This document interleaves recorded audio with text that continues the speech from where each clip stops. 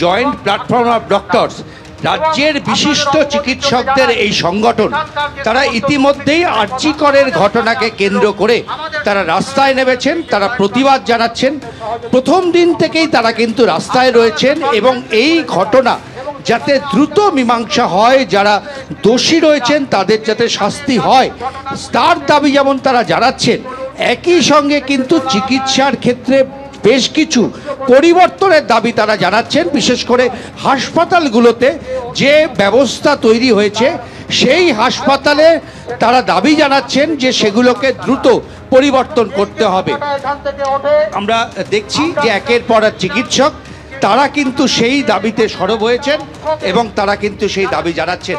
Sir, আপনি বলছিলেন কয়েকটা দাবির কথা, মূলত কি দাবি? এখন দাবি হচ্ছে যত তাড়াতাড়ি সম্ভব দুষ্কৃতীকে ধরা হোক, আসল দুষ্কৃতীকে, আর তার সাথে তাকে দৃষ্টিমূলক এমন একটা দৃষ্টান্তমূলক শাস্তি হোক। হাসপাতালের যে পরিবর্তনের কথা আপনারা বলছিলেন, সেটা তো ইমিডিয়েটলি কিছু করতে হবে, কিন্তু লং টার্ম দিতেও করতে হবে। সবসময় ইমিডিয়েট একটা ধামাচাপা দেওয়ার মতো স্টেপ নিলে হবে না। অনেক ক্ষেত্রে শুধু ধামাচাপা দেওয়া হয়, কিন্তু লং লাস্টিং ডক্টরদের সিকিউরিটি এবং পেশেন্টদের সিকিউরিটি, আজ ডাক্তার যদি এরকমভাবে মার্ডার হয়, পেশেন্ট হবে না।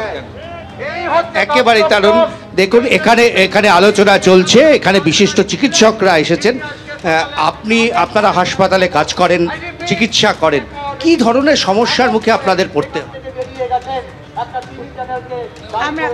আমরা যে কাজ করি সেখানে সবসময় যে সিকিউরিটি সবসময় প্রোভাইডেড হয় সেটা নয়, তো সেটা ডেফিনেটলি দরকার। তবে এখানে তো শুধু সিকিউরিটির অভাব হয়েছে বলে মনে হচ্ছে না, এটা হাসপাতাল কর্তৃপক্ষ পুরোপুরি দায়ী এর জন্য।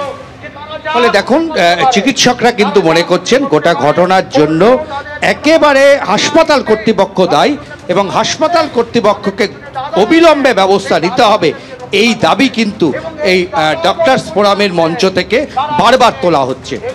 একেবারে উজ্জ্বল, অর্থাৎ আরজি করের বাইরে জুনিয়র চিকিৎসকরা যেমন আন্দোলনে সামিল রয়েছেন লাগাতার, এর পাশাপাশি শহরের সিনিয়র ডাক্তার তারাও প্রতিবাদে সামিল হয়েছেন। পড়ুয়াদের প্রবল চাপের মুখে পড়ে আরজি করের মেডিকেলের অধ্যক্ষের পদ থেকে যেখান থেকে ইস্তফা দিয়েছেন সন্দীপ ঘোষ, সেই সন্দীপ ঘোষকে এবার ন্যাশনাল মেডিকেল কলেজের অধ্যক্ষ করা হলো। এই মুহূর্তে যে বড় খবরের দিকে আমরা নজর রেখেছি, ন্যাশনাল মেডিকেলের অধ্যক্ষ করা হলো সন্দীপ ঘোষকে।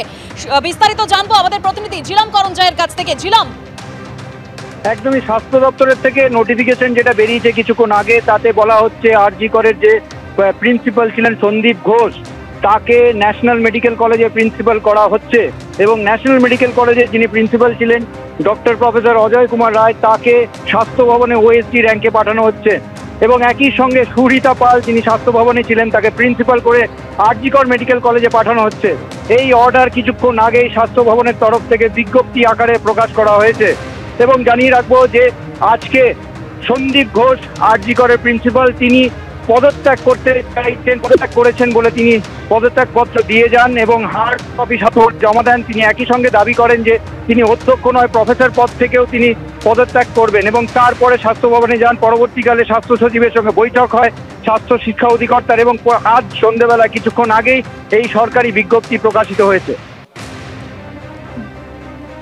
একেবারে ঝিলাম, তুমি আমাদের সঙ্গে থাকো। যে বড় খবরের দিকে আমরা নজর রেখেছি, পড়ুয়াদের প্রবল চাপের মুখে পড়ে আজই অধ্যক্ষ পদ থেকে অর্থাৎ আরজি কর মেডিকেল কলেজের অধ্যক্ষ পদ থেকে ইস্তফা দিয়েছিলেন সন্দীপ ঘোষ, নিজে পদত্যাগপত্র জমা দিয়েছিলেন স্বাস্থ্য ভবনে। সেই সন্দীপ ঘোষকে এবার ন্যাশনাল মেডিকেল কলেজের অধ্যক্ষের পদে নিয়োগ করা হলো, অর্থাৎ আরজি কর থেকে ইস্তফার দিনেই নতুন দায়িত্ব পেলেন সন্দীপ ঘোষ। যে সন্দীপ ঘোষকে নিয়ে এত বিতর্ক, এত বিক্ষোভ দেখানো হচ্ছে, দিকে দিকে প্রতিবাদ করছেন জুনিয়র চিকিৎসকরা, সেই সন্দীপ ঘোষকে ন্যাশনাল মেডিকেল কলেজের অধ্যক্ষ পদে নিয়োগ করা হলো। আরো বিস্তারিত জানবো, আমাদের প্রতিনিধি আমাদের সঙ্গে ঝিলাম করঞ্জয় রয়েছেন। ঝিলাম, যাকে নিয়ে এত বিতর্ক, এত বিক্ষোভ দেখাচ্ছেন পড়ুয়ারা অর্থাৎ জুনিয়র চিকিৎসকরা, তাকেই আবার নিয়োগ করা হলো ন্যাশনাল মেডিকেল কলেজের অধ্যক্ষ পদে। স্বাভাবিকভাবে বিতর্ক তা নিয়েই, কারণ তাকে যখন এইখান থেকে পদত্যাগ করার দাবি তোলা হয়েছিল, তার পদত্যাগ করা অন্যতম এই আন্দোলনের বিষয় ছিল। তার কারণ তিনি অধ্যক্ষ থাকাকালীন এই ঘটনা ঘটেছিল এবং যেটা পড়ুয়াদের এবং আন্দোলনকারীদের পক্ষ থেকে দাবি করা হয়েছিল যে তিনি নৈতিক দায়িত্ব নিয়ে পদত্যাগ করুন, তবে তিনি পদত্যাগ করেননি এবং আজকে সকালে আচমকা যখন চারদিক থেকে প্রচুর চাপ বাজে আন্দোলনকারীদের, তারপরেই তিনি পদত্যাগ করেন। শুধু পদত্যাগ নয়, তিনি বলেন যে তিনি চাকরি ত্যাগ করবেন।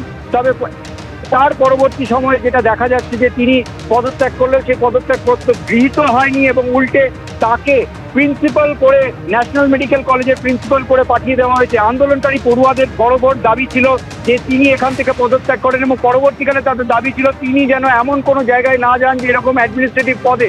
সেই জিনিসটাই স্বাস্থ্য ভবনের তরফ থেকে করা হয়েছে এবং সেই নিয়ে স্বাভাবিকভাবে বিতর্ক টানা বাঁধছে এখানে যারা আন্দোলনকারী তাদের মধ্যে।